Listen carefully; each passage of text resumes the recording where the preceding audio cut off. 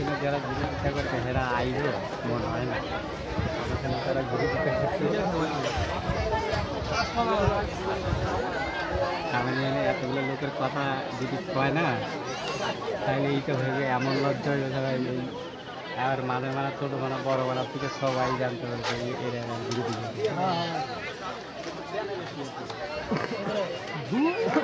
খালি